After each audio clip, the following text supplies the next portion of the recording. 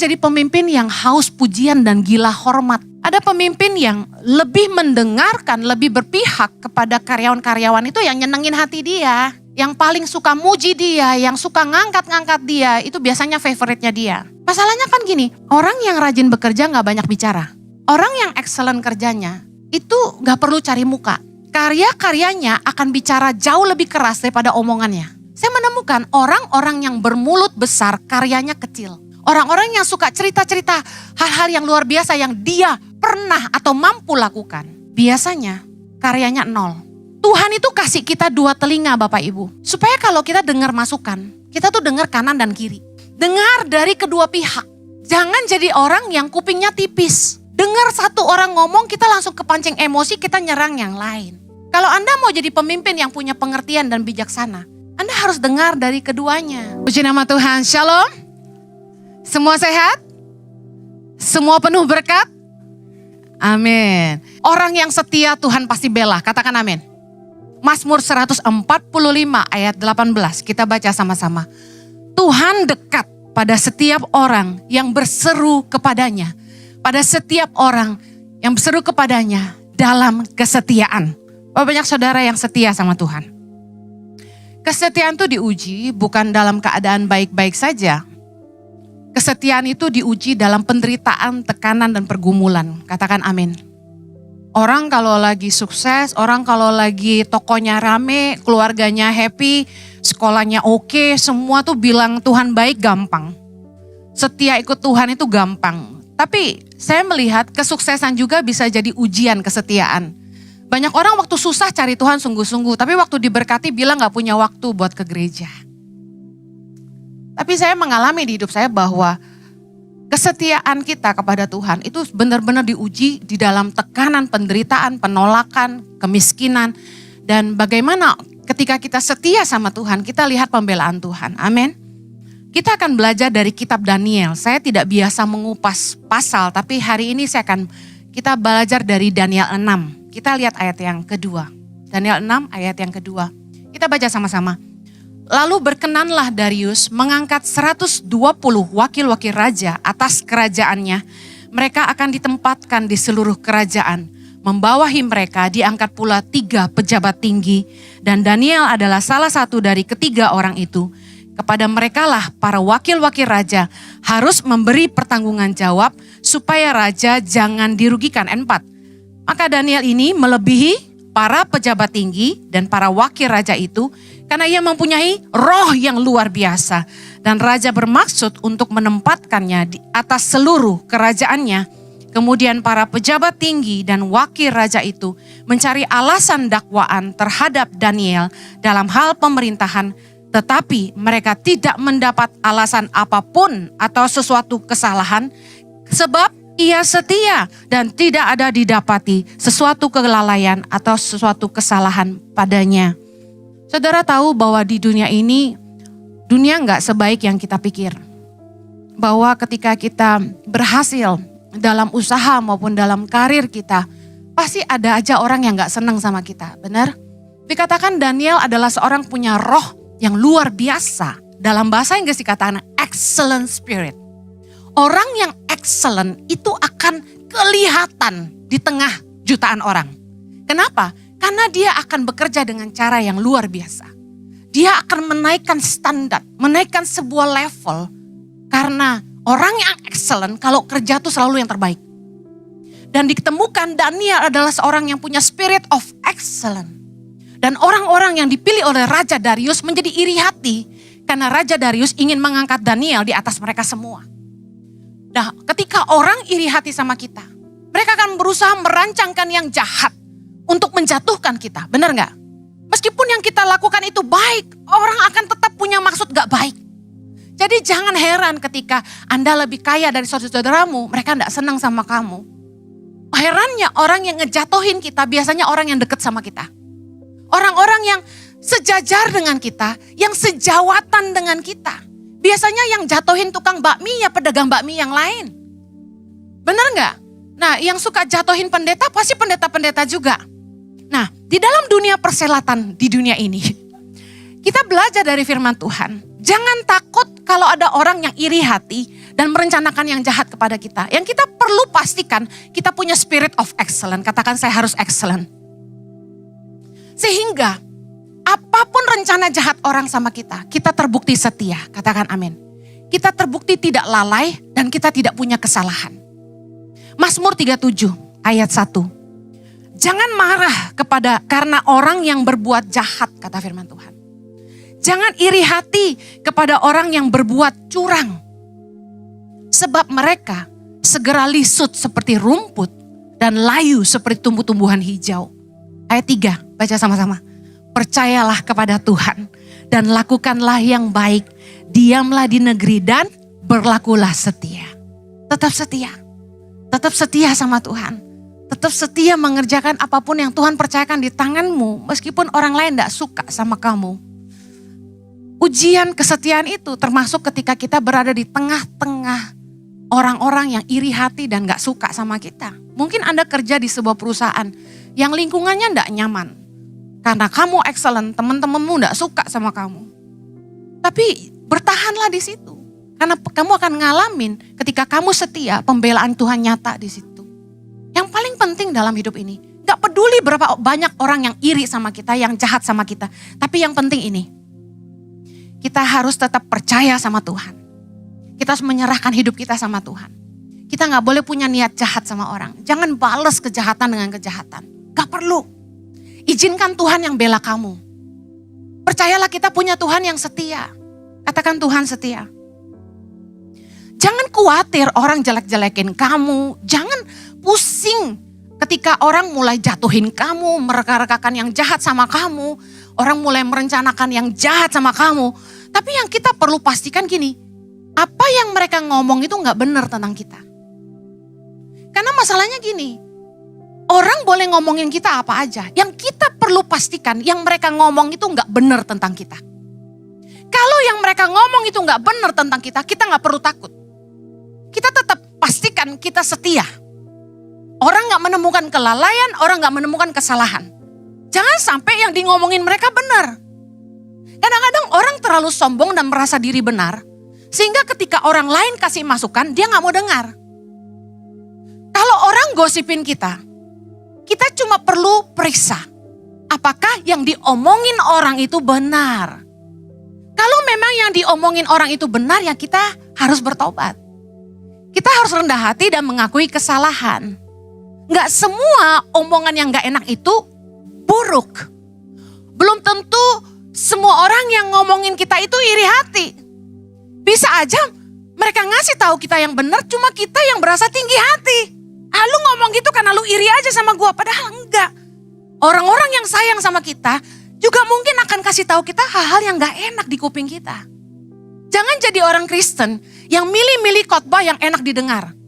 Karena kamu gak akan bertumbuh. Jangan lawan firman dengan firman.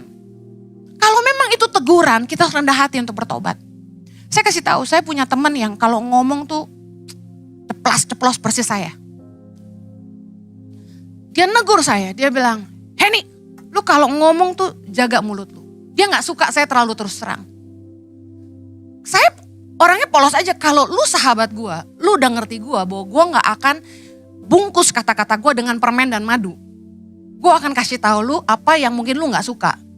Tapi gue ngomong dengan bahasa yang mungkin terlalu menyakitkan buat dia gitu. Tapi Anda tahu di khotbah saya kayak begitu. Saya gak pernah mikir gimana caranya supaya jemaat jangan tersakiti. Karena saya cuma ngalir waktu khotbah. Apapun yang Tuhan taruh di hati saya keluarin. Dan mungkin itu menyakitkan, terlalu tegas. Nah ketika dia bilang, Henny, kamu kalau terus terang pun jangan ngomong yang menyakiti hati orang, dia bilang gitu. Mungkin saya bisa bela diri berkata bahwa, lu yang harus rendah hati dan dengar masukan gue. Tapi sebagai hamba Tuhan, saya yang merendahkan hati dan bilang, sorry. Saya minta maaf. Maafin aku ya, kalau omongan aku nyakitin hati kamu. Kadang kita bisa lawan dengan ayat dan filosofi. Gue kan pekhotbah, gue bisa lawan dengan apapun. Tapi bukan kebenaran diri yang penting di sini. Tapi bagaimana kita ngerti hidup kita gak jadi batu sandungan buat orang lain gitu kan. Jadi kalau ada orang yang ngomong gak benar di luar sana tentang kita, yang paling penting tuh kita koreksi diri dulu, bukan cari pembenaran diri dulu. Ada amin? Kita dengar, saya digosipin di antara pendeta-pendeta katanya saya sesat. Saya coba merenung, saya lihat khotbah-khotbah saya. Semua poin khotbah saya tuh ada ayatnya. Karena saya memastikan jangan sampai saya keluar dari ranah kebenaran firman Tuhan. Saya gak mau ngasih jemaat makan yang bukan dari firman Tuhan. Itu doa saya, Tuhan izinkan saya kalau khotbah itu Tuhan yang taruh di mulut saya. Jadi saya gak serta-merta marah dan saya gak pusing siapa yang ngomongin saya. Saya gak pusing dan gak cari-cari siapa nih, pendeta mana aja nih yang ngatain gue. Saya gak tahu dan saya gak kenal. Biasanya yang gak kenal yang paling banyak menghakimi orang. Yang paling banyak kritik kita biasanya orang-orang yang mereka sebenarnya gak ada urusan sama kita. Tapi segitu pun saya masih coba dengar.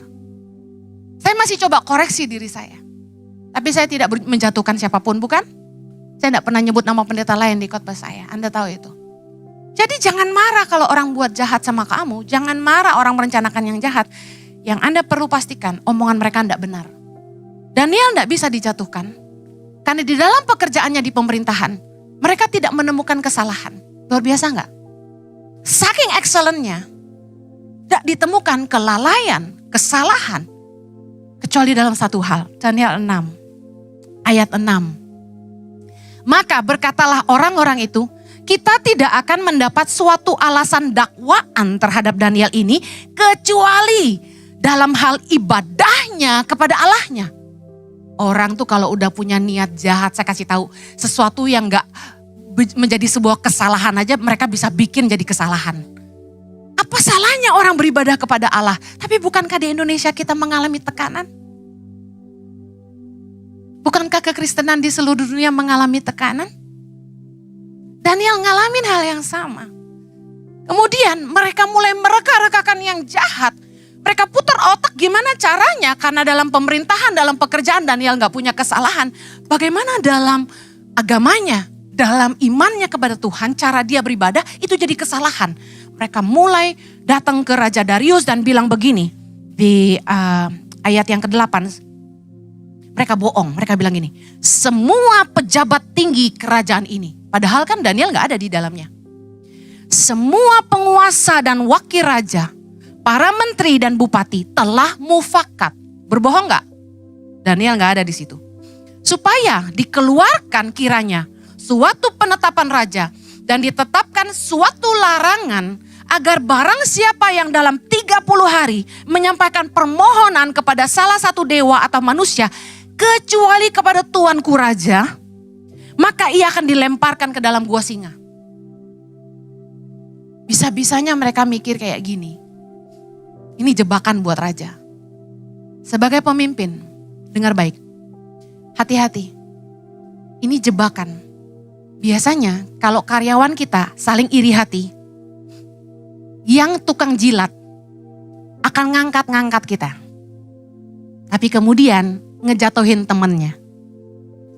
Biasanya orang yang jahat, dia yang suka ngejatuhin yang lain. Tapi masalahnya bos-bos suka dijilat. Terperangkap oleh egonya sendiri, Raja Darius setuju dan membuat surat perintah dengan larangan itu di ayat 10. Apa yang terjadi? Ayat 11 kita baca sama-sama. Demi didengar Daniel bahwa surat perintah itu telah dibuat, pergilah ia ke rumahnya. Dalam kamar atasnya ada tingkap-tingkap yang terbuka ke arah Yerusalem. 3 kali sehari ia berlutut, berdoa serta memuji Allahnya seperti yang biasa dilakukannya. Ayat 12, lalu orang-orang itu bergegas-gegas masuk dan mendapati Daniel sedang berdoa dan bermohon kepada Allahnya. Anda bisa tebak kisahnya setelah itu Daniel ditangkap, dibawa kepada raja. Raja kaget bahwa ternyata dia sudah terjebak. Karena mereka telah menyuruh raja menandatangani dengan meterai bahwa perintah larangan itu tidak bisa dibatalkan. Sekalipun oleh raja sendiri. Raja sangat sedih karena bahwasanya Raja Darius sangat mengasihi Daniel. Karena egonya dia diangkat-angkat sama mereka, akhirnya dia terperangkap. You know, Orang-orang yang hatinya busuk dan jahat, itu penuh dengan akal bulus dan kelicikan. Mereka akan selalu kepikir cara buat ngejatuhin orang. Mereka selalu penuh akal untuk bagaimana caranya mereka bisa mencelakakan orang lain, bikin bangkrut orang. Bahkan mereka bisa merekayasa cerita-cerita bohong. Dari yang gak ada bisa jadi ada, mereka udah lebih dari Tuhan. Kalau Tuhan adalah pencipta alam semesta yang mengadakan apa yang tidak ada, orang-orang yang licik dan jahat adalah orang-orang yang membuat cerita yang tidak ada jadi ada. Saya ngeri sih di Indonesia ini. Bagaimana hukum itu bisa diputar balik. Bagaimana orang yang di penjara itu sebenarnya dia gak bersalah. Kita banyak nonton di TV bukan? Jadi takut gak sih? Hukum tidak bisa ditegakkan, orang-orang yang pegang kuasa untuk memutuskan bisa diputar balik dengan uang dan suap dan sebagainya. Saya ngerti keadaan Daniel. Betapa sulit keadaannya, bahkan di dalam ibadahnya ditemukan kesalahan yang bukan kesalahan. Sebagai pemimpin sekali lagi, kita harus bijaksana ngambil keputusan. Belajar dari pengalaman Raja Darius, saya mau bagikan 2 hal. Ini buat bos-bos dengerin. Jangan membuat keputusan berdasarkan ego atau kesombongan. Hanya karena karyawanmu ngangkat-ngangkat kamu, jangan percaya 100% sama dia. Bahaya. Penjilat itu jahat. Jangan jadi pemimpin yang haus pujian dan gila hormat. Kalau kita tuh sombong, gila hormat, haus pujian, cilaka. Kita gampang percaya. Galatia 5 ayat 26 berkata, janganlah kita gila hormat. Ada pemimpin yang lebih mendengarkan, lebih berpihak kepada karyawan-karyawan itu yang nyenengin hati dia. Yang paling suka muji dia, yang suka ngangkat-ngangkat dia, itu biasanya favoritnya dia. Masalahnya kan gini, orang yang rajin bekerja gak banyak bicara. Orang yang excellent kerjanya, itu gak perlu cari muka. Karya-karyanya akan bicara jauh lebih keras daripada omongannya. Setuju, katakan amin. Saya menemukan orang-orang yang bermulut besar, karyanya kecil. Orang-orang yang suka cerita-cerita hal-hal yang luar biasa yang dia pernah atau mampu lakukan. Biasanya karyanya 0. Saya udah ketemu banyak orang yang ngomong gede, karyanya 0. Makanya kalau Anda nih yang masih muda-muda cari kerja, jangan minta di awal gaji tinggi-tinggi, terus kemudian Anda gak bisa membuktikan bahwa perusahaanmu layak bayar kamu segitu. Karena jangan sampai omongan kita lebih gede daripada karya kita. Tuhan itu kasih kita 2 telinga Bapak Ibu. Tujuannya apa? Supaya kalau kita dengar masukan, kita tuh dengar kanan dan kiri. Dengar dari kedua pihak. Jangan jadi orang yang kupingnya tipis. Dengar satu orang ngomong, kita langsung kepancing emosi, kita nyerang yang lain. Kalau Anda mau jadi pemimpin yang punya pengertian dan bijaksana, Anda harus dengar dari keduanya. Salahnya, Raja Darius nggak panggil Daniel sebelum dia mengeluarkan larangan itu kan? Seandainya Raja Darius panggil Daniel sebelum dia setuju larangan itu dibuat, Daniel bisa memberikan pembelaan. Jangan yang kedua, membuat kebijakan berdasarkan emosi atau kemarahan. Tadi jangan membuat keputusan karena ego atau kesombongan. Jangan membuat kebijakan berdasarkan emosi atau kemarahan. Karena itu akan menjadi sebuah penyesalan. Gak mungkin orang tuh bikin keputusan yang benar di saat marah tuh gak mungkin. Kadang kita waktu kita emosi ya, kita tuh meluap-luap dan bisa bikin keputusan yang kita nggak akan mau itu diubah, tapi kemudian kita menyesal. Mazmur 37 ayat 8 berkata, berhentilah marah dan tinggalkanlah panas hati. Jangan marah karena itu hanya akan membawa kepada kejahatan. Orang kalau bikin keputusan saat marah udah pasti salah. Yang percaya katakan amin. Mari belajar dari kejadian Raja Darius ini, jadi pemimpin itu bijaksana. Pikirkan baik-baik sebelum kita membuat sebuah keputusan. Yang berikutnya Daniel 6 ayat 17. Sesudah itu raja memberi perintah karena dia udah terdesak. Lalu diambillah Daniel dan dilemparkan ke dalam gua singa. Berbicaralah raja kepada Daniel, Allahmu yang kau sembah dengan tekun, dialah kiranya yang melepaskan engkau. Ada fotonya Daniel dilempar ke gua singa. Nah sebenarnya Daniel itu sangat disayang. Di ayat 19 dikatakan gini, lalu pergilah raja ke istananya dan berpuasalah ia semalam-malaman itu. Ia tidak menyuruh datang penghibur-penghibur dan ia tidak dapat tidur. Pagi-pagi sekali ketika fajar menyingsing, bangunlah raja dan pergi dengan buru-buru ke gua singa. Dan ketika ia sampai dekat gua itu, berserulah ia kepada Daniel dengan suara yang sayu. Berkatalah ia kepada Daniel, Daniel, hamba Allah yang hidup, Allahmu yang kau sembah dengan tekun, telah sanggupkah ia melepaskan engkau dari singa-singa itu? Ayat 22, kata Daniel kepada raja, ya raja, kekalah hidupmu. Allahku telah mengutus malaikatnya untuk mengatupkan mulut singa-singa itu, sehingga mereka tidak mengapa-ngapakan aku.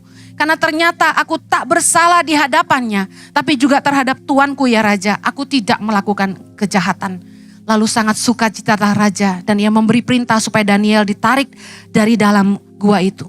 Dan di bawahnya dikatakan gini, raja memberi perintah, diambillah orang-orang yang telah menuduh Daniel dan mereka dilemparkan ke dalam gua singa, baik mereka maupun anak-anak dan istri-istri mereka. Belum lagi mereka sampai di dasar gua itu, singa-singa telah menerkam mereka, bahkan meremukkan tulang-tulang mereka. Dengar baik, kisah dari Daniel ini kita belajar, orang yang setia Tuhan pasti bela. Ingat waktu raja mengeluarkan perintah itu, apa yang dilakukan Daniel? Daniel naik ke tingkap-tingkap di rumahnya dan dia berdoa. Dia tidak takut bahaya karena dia setia. Larangannya sederhana, dia tidak boleh berdoa. Tapi apa yang Daniel lakukan ketika dia dengar itu, dia bukannya lari, bukannya takut, dia malah naik dan berdoa. Mungkin bahasanya kita udah gak boleh ditantang. Tapi dia seorang yang setia sama Tuhan. Saya mau kasih tahu, mungkin ada dari kita yang akan berpikir, Daniel bodoh, kurang berhikmat. Kenapa langsung berdoa begitu dengar larangan? Mestinya ntar aja tengah malam waktu orang udah pada tidur lu baru doa, bener gak? Kenapa juga mesti 3 kali Daniel? Udah sekali aja, yang penting mungkin 3 jam dirapel gitu. Kita mungkin akan berpikir, Daniel lu main aman dong. Kayak kita-kita. Daripada lu masuk penjara, masuk gua singa. Tapi dengar, Daniel gak takut. Daniel tetap setia kepada Allahnya. Berapa banyak kita yang ketika kita terancam, kalau lu ngaku Kristen, lu gak dapat jabatan. Berani gak kita tetap bilang, saya pengikut Kristus? Seorang hamba Tuhan di Ambon, pernah di slaughter, penggal kepalanya. Waktu dia diancam, sangkal Yesus! Dia langsung bilang, betalah laskar Kristus. Jebret kepalanya dipangcang. Langsung dipenggal sama orang-orang. Itu zaman kerusuhan tahun 98 kalau gak salah. Pendeta Buce di Ambon. Menjadi sebuah inspirasi buat para hamba-hamba Tuhan. Lu jangan cuma berani jago di mimbar doang loh.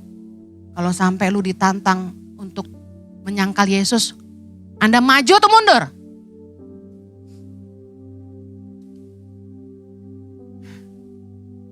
Saya mau bilang gak gampang. Banyak orang Kristen yang akan mundur teratur. Buat apa nyangkal Kristus kita hidup, tapi kalau kita gak nyangkal Kristus kita dipenggal. Pasti gitu. Buktinya Tuhan gak tolong saya.